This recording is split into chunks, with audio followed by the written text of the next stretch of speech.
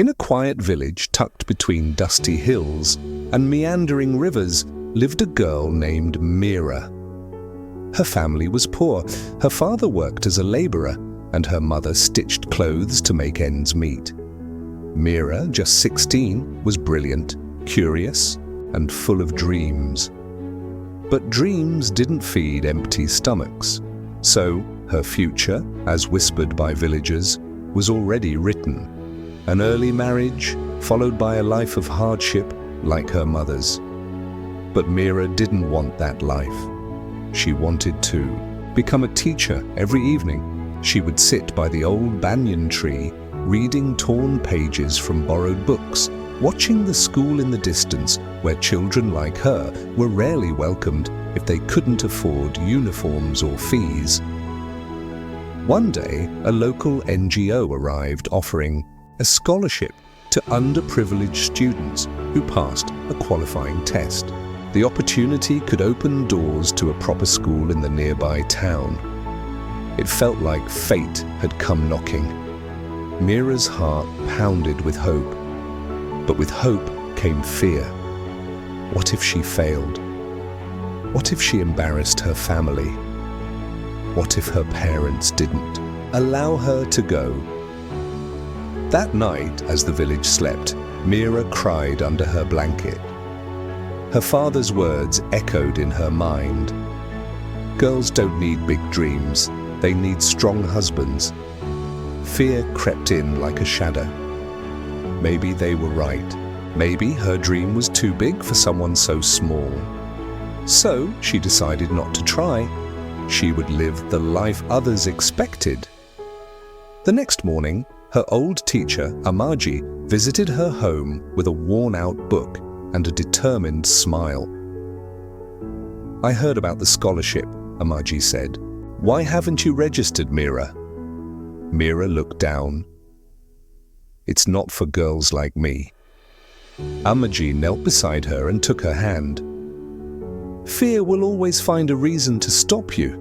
But courage only needs one reason to keep going. You have that reason, you want more." Those words lit something inside Mira, not a fire, but a flicker, a start. Mira registered for the test. The village mocked her. "She'll fail," they sneered.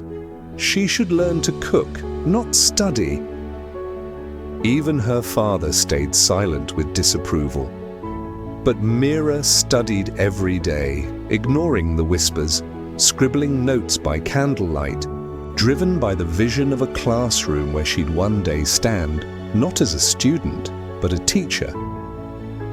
The road was not easy. She had no textbooks, just Amaji's help, a few borrowed notes, and sheer determination. Hunger became routine. So did exhaustion. But she persisted. One day, while walking home from school prep, a group of boys mocked her. "Still dreaming, Mira? Your dreams will starve you." Tears welled up, but she didn't let them fall.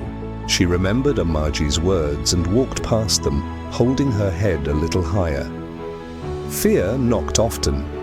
Courage answered every time. The exam day arrived.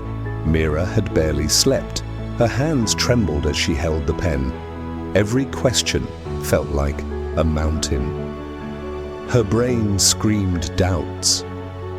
But she remembered her mother's tired eyes, her father's calloused hands, her own prayers whispered beneath the banyan tree. "Don't let fear decide your future." She finished the paper and waited. 2 weeks later, Mira was sitting at the village well when a boy came running. "You passed. Mira, you passed. You got the scholarship." She dropped the bucket, stunned. Tears streamed down her face, not of fear, but of joy. Pure, overwhelming joy. The same villagers who mocked her now clapped on her back. Her mother cried, hugging her tight.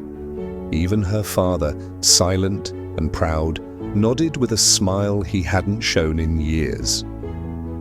The next month, Mira left for the town school with a suitcase full of books and a heart full of dreams. The town was big, noisy, unfamiliar, but she had faced worse. She studied harder, became stronger, and stayed focused on her goal. Each step forward was a step away from fear. Years later, Mira returned to her village, not as a student, but as a teacher. She walked into the same dusty street, but now with purpose. She opened a small learning center for village girls, free of cost. Education is not a privilege, she told them. It's a right. And fear has no place in your dreams. Mira's courage transformed not just her life, but the lives of dozens of girls who never dared to dream before. Her journey became their blueprint, her story, their spark. She proved that poverty may silence voices, but courage gives them volume. Moral of the story: fear is a liar. It will always find a reason to stop you. But if you dare to rise above it, even with trembling hands, you will discover the strength to change your future, just like Mira.